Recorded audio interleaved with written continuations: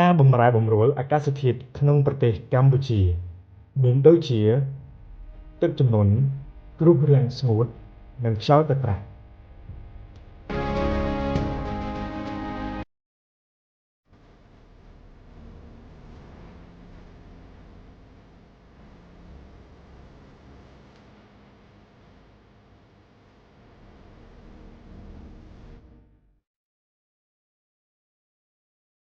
ប៉ុន្តែ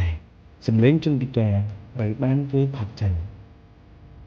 យើងគឺអង្គការបណ្ដាញយុវជនមានពិការភាពជាក្រុមយុវជនដឹកនាំដោយជនមានពិការភាពក្នុងប្រទេសកម្ពុជា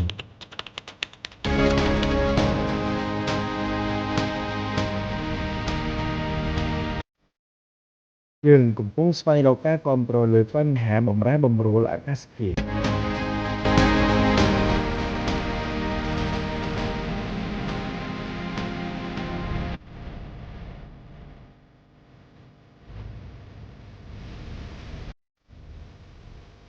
តាមរយៈបណ្ដាញសង្គមពួកយើងផ្សព្វផ្សាយទៅកាន់មនុស្សរាប់ពាន់និងប្រើប្រាស់ភាសាសញ្ញាអក្សររឹតនិងភាសាដែលងាយយល់ងាយស្រួលដូច្នេះ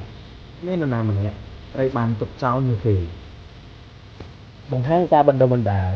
ស្ដីពីសិទ្ធិអាកាសធាតុឯកសារច្បាប់និងការពិភាក្សា